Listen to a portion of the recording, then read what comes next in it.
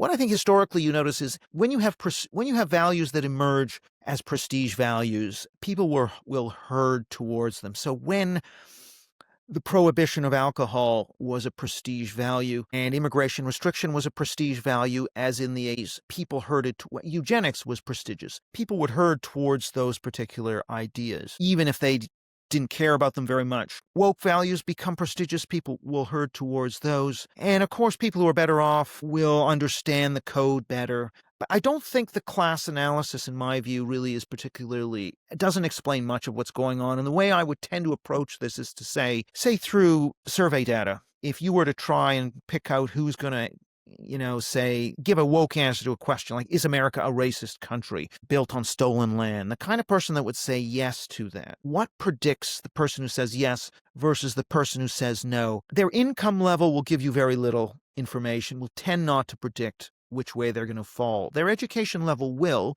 but even though someone with a university degree is more likely to agree with a woke statement than someone who doesn't have a college degree, it only explains a very small part of the variation in that. Whereas if you were to say to somebody on a 5-point scale from very liberal to very conservative, how do you self-identify? As someone who says they're very liberal, that is an enormous predictor of whether they're going to agree with a woke statement. Regardless of their education, regardless of their income, regardless of their age. Age is important, but certainly education level, there are a lot of people with college degrees who are really anti-woke.